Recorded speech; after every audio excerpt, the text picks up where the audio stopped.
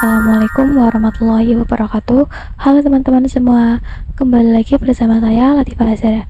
Dan pada kesempatan kali ini saya akan membahas bab yang ke-11 atau Create, View, and Edit Files. Di bab 11 kali ini kita akan membahas 7 materi. Langsung saja kita masuk ke materi yang pertama, yaitu stdin, stdout, dan stdr. Jadi apa itu stdin, stdout, stdr? Jadi gambarannya seperti ini. STDIN itu singkatan dari standar input. Jadi sesuatu yang kita inputkan atau kita masukkan ke dalam Linux seperti perintah ls, rm, pwd, cd, dan lain sebagainya. Seperti pada video sebelumnya yang sudah saya bahas, itu merupakan bagian dari STDIN. Lalu terdapat juga stdout dan juga stdr. Jadi ketika kita melakukan input, itu pasti akan keluar ke stdout ataupun output. Stdout merupakan output yang diberikan oleh Linux. Misalkan kita memasukkan perintah ls, maka akan diproses, lalu akan keluar output isi dari direktori yang kita ls.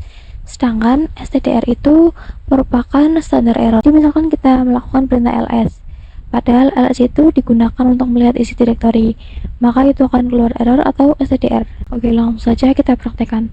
Teman-teman bisa running dulu Debian-nya, lalu buka aplikasi terminal. Misalkan di sini saya ls. Nah, ls ini adalah spesifikasi input atau stdin. Sedangkan yang ini itu merupakan spesifikasi stdout atau outputannya. Dan sebagai contoh, di sini saya akan membuat file dengan komen, kemudian saya enter, lalu cd. Nah, maka dia akan menampilkan stdr atau error karena task itu bukan direktori, melainkan dia adalah file. Nah, di sini saya mau ngasih tahu gimana caranya kita bisa menyimpan output kita pada suatu file. Jadi contohnya seperti ini. Saya ls, maka dia akan langsung menampilkan outputnya seperti ini. Nah, kita akan mencoba membuat output ini masuk ke dalam file. Jadi seperti ini, saya ketikkan ls tanda lebih lalu show.txt. Jadi perintah ini itu berarti saya melakukan ls, lalu outputnya akan disimpan di dalam file show.txt. Walaupun show.txt nya itu belum saya buat, dan saya enter. Sekarang saya coba ls. Nah, show.txt-nya akan otomatis langsung terbuat. Di sini kita coba lihat output directory home ini yang tadi kita simpan di show.txt dengan perintah, kemudian enter. Nah, jadi perintah cat itu digunakan untuk melihat isi dari sebuah file. Dan bisa teman-teman lihat, output dari home directory ini itu tersimpan pada show.txt. Contoh lagi, di sini saya akan membuat directory baru dengan komen, kemudian saya enter, lalu saya ingin membuat file di dalamnya seperti ini. Nah, ketika saya ls test25, dia akan menampilkan output dari isi test.txt yang tadi saya buat. Nah, di sini saya mau membuat output dari test25. Ini juga tersimpan di show.txt. Caranya sama seperti sebelumnya dengan komen ls, lalu kita enter. Nah, ini berarti saya mau melihat isi atau output dari test25, namun dia tidak langsung muncul secara langsung, tapi output tersebut akan tersimpan di show.txt. Kita lihat di show.txt nya.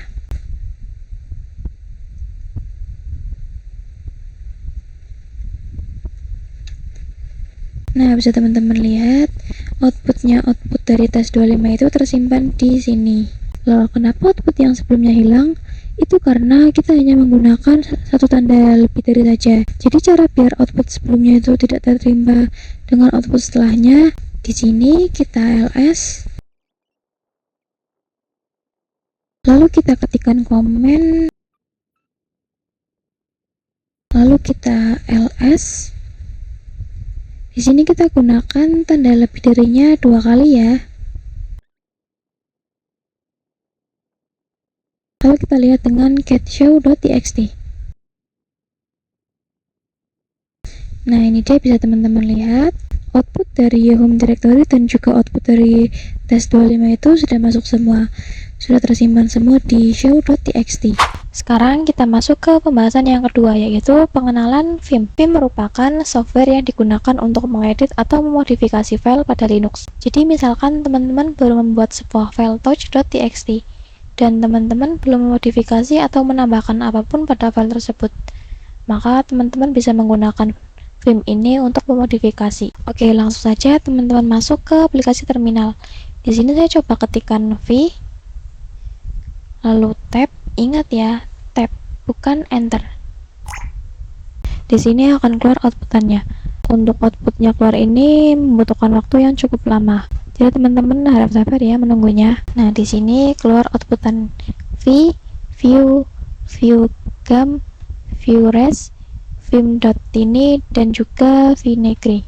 Tapi belum ada Vim nih di sini karena memang pada defaultnya Vim itu tidak ada pada virtual machine. Jadi kita harus menginstalnya terlebih dahulu. V ini sebenarnya sama saja dengan Vim, tapi V ini model pembaruannya dari Vim. Jadi V itu model jadulnya ya. Oke, di sini kita bisa install Vimnya untuk mengedit file tag yang ada pada directory ini. Contohnya seperti ini pada file task.txt, yaitu dengan komen. Nah, di sini tulisannya denied ya, karena kita tidak memiliki hak ataupun akses menginstal sesuatu di mode user. Jadi cara menginstal filenya kita harus masuk dulu ke super usernya dengan komen su, lalu masukkan password, kemudian kita ketikkan cd spasi /root, enter. Setelah itu baru kita ketikkan komen yang tadi, yaitu, kemudian kita enter. Oke, di sini kita konfirmasi apakah ingin lanjut menginstal Vimnya. Di sini kita ketikkan yes, lalu enter. Nah, ini dia meminta untuk memasukkan drive-nya ya. Nah, di sini kita masukkan filenya dengan menekan lambang CD ini. Karena ini mati, maka kita harus menghidupkannya dengan double klik, kemudian pilih yang choose a disk file. Lalu di sini karena saya menggunakan Debian versi 10, jadi di sini saya akan masukkan Debian versi 10-nya. Lalu klik open. Kemudian kita klik enter. Nah, ini sedang proses instalasi ya. Kita tunggu saja. Nah, jika sudah muncul tulisan root lalu user kita, berarti ini sudah selesai ya.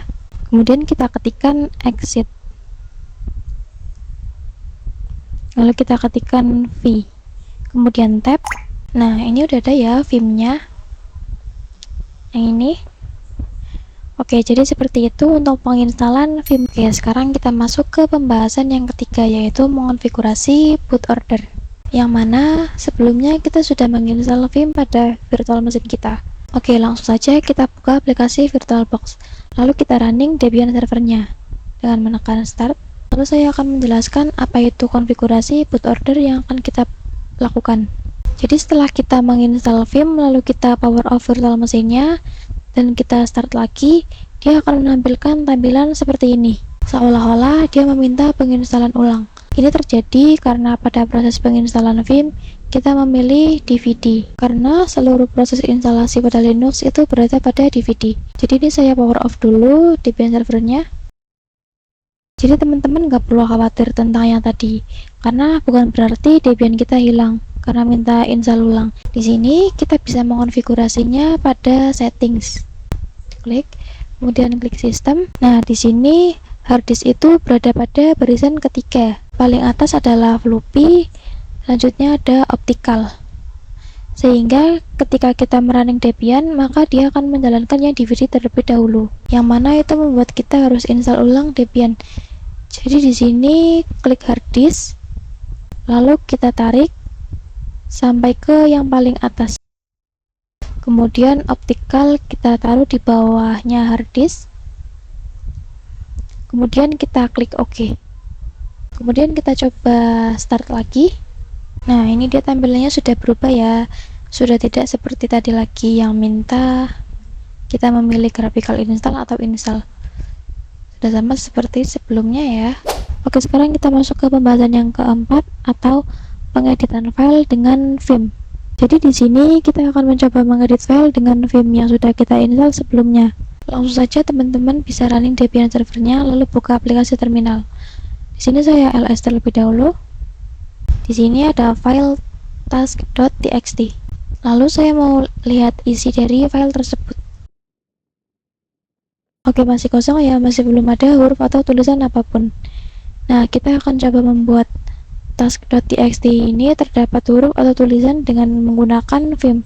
Caranya seperti ini, kita ketikkan kemudian enter. Nah, perintah tadi itu artinya saya akan mengedit file task.txt menggunakan software vim. Nah, di sini kita belum bisa melakukan apa-apa. Untuk bisa mengetik atau menambahkan sesuatu pada kolom ini, maka kita harus masuk ke mode insert dengan menekan huruf I. Nah, ini sekarang kita udah bisa mengetik ya. Saya contohkan. Oke, sudah bisa ya. Kita hapus saja. Misal di sini saya tulis halo 1, enter, halo 2, enter, halo 3, enter. Nah, untuk meng-save atau keluar dari sini, itu teman-teman harus mematikan mode insert dulu dengan cara tekan tombol escape yang ada di pojok kiri. Nah, ini udah keluar ya dari mode insert. Kita bisa save dengan cara ketikkan titik 2 kemudian huruf W. W artinya wait atau save. Biasanya orang-orang mengkombinasikannya dengan Q. Oke, lalu kita enter. Nah, sekarang saya sudah keluar dari vimnya ya. Sekarang kita lihat pada task.txt apakah ada tulisan yang tadi kita buat. Nah, ada ya dari halo 1 sampai halo 3. Lalu bagaimana jika teman-teman tidak ingin meng-save perubahan pada file? Kita coba lagi di sini ketikkan, lalu kita tekan I. Nah, di sini saya akan membuat halo 4. Kemudian kita klik escape. Kemudian di sini kita ketikkan titik 2 Q. Jangan ditambahi W ya, karena W itu artinya kita akan meng-save. Karena di sini kita nggak mau nge-save ya, jadi jangan ditambahi W. Dan jangan lupa di sini kita tambahkan tanda seru. Nah, kita enter. Oke, kita cek pada getText.txt-nya.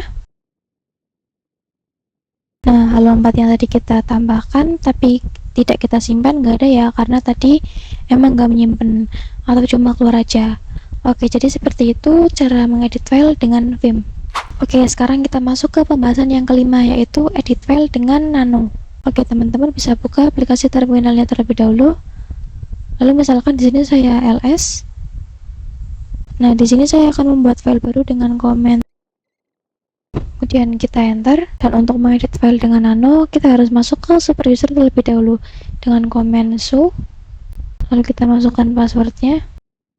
Lalu kita masuk ke root terlebih dahulu. Oke, sekarang kita masuk ke nano dengan cara mengetikkan dan enter. Oke, sekarang kita sudah masuk ke nano. Misalkan di sini saya mau mengetikkan seperti ini, kemudian untuk meng-save-nya kita tekan ctrl sama X. Lalu Y atau yes, kemudian enter.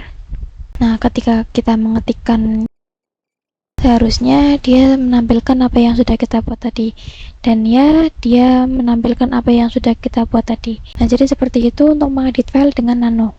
Oke, sekarang kita masuk ke pembahasan perintah more and less. Langsung saja teman-teman masuk ke aplikasi terminal. Nah, di sini saya ingin melihat isi dari file boot.log, yang mana boot.log itu berada di dalam directory log dan log itu berada di dalam directory file seperti ini.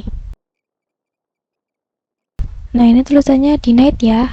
Jadi untuk melihat boot.log itu kita harus masuk ke superior user dulu dengan mengetikkan. Setelah itu masukkan yang seperti tadi. Seperti ini, lalu kita enter. Nah, bisa teman-teman lihat jika kita menggunakan cat, dia akan menampilkan keseluruhan output dari awal hingga akhir.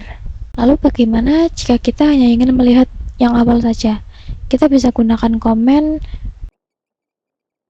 dan enter. Nah, ini dia hanya menampilkan halaman pertama ataupun output paling atas. Nah, jika teman-teman ingin melihat output selanjutnya, teman-teman bisa tekan spasi pada keyboard, maka dia akan menampilkan halaman baru atau output yang baru. Tapi jika teman-teman tekan enter, itu dia hanya akan menampilkan output baru satu baris saja. Nah, itu jika teman-teman menggunakan more. Saya ketikkan key dulu. Lalu juga ada less. Di sini kita raw saja. Di sini yang more-nya kita ganti less. Kemudian enter. Ya, sebenarnya sama kayak yang more. Dia juga bisa di enter. Nanti dia akan menampilkan satu baris output baru, dan ketika di spasi dia juga akan menampilkan satu halaman output yang baru. Sekarang kita masuk ke pembahasan yang terakhir, yaitu perintah head and tail. Head merupakan perintah yang digunakan untuk melihat sisi awal output, dan sebaliknya tail itu merupakan perintah yang digunakan untuk melihat sisi akhir dari output. Oke, langsung saja teman-teman buka aplikasi terminalnya. Pada pembahasan yang ke-6 itu kan kita memakai more and less. Itu akan menampilkan semua output. Kalau pakai head and tail, itu juga akan menampilkan sisi akhir dan juga sisi awal dari output saja. Di sini kita masuk dulu ke superior user dengan command su. Lalu kita masuk ke root. Kemudian enter. Di sini saya coba. Nah, ini dia hanya menampilkan sisi awal pada output boot.log. Begitu juga dengan tail. Ketika kita enter, dia akan menampilkan sisi akhir dari output. Di sini kita juga bisa menentukan berapa baris output yang kita inginkan. Sebagai contoh, di sini saya ingin output dari boot.log itu 5 baris. Berarti seperti ini. Lalu enter. Nah, ini dia hanya akan menampilkan 5 baris saja. Coba kita buktikan dengan cara dihitung. 1, 2, 3, 4, 5. Sekarang saya mau coba pada tailnya itu 7 baris saja. Kemudian kita enter. Ini ada 7 ya. Kita coba buktikan dengan dihitung. 1, 2, 3, 4, 5, 6, 7. Seperti itu untuk pembahasan kita pada bab yang ke-10 ini. Sekian dari saya, mohon maaf apabila saat memberikan penjelasan di tutorial yang saya berikan ada salah kata atau ada kalimat yang kurang jelas. Jikalau ada kalimat yang kurang jelas, teman-teman bisa tanyakan di kolom komentar. Wassalamualaikum warahmatullahi wabarakatuh.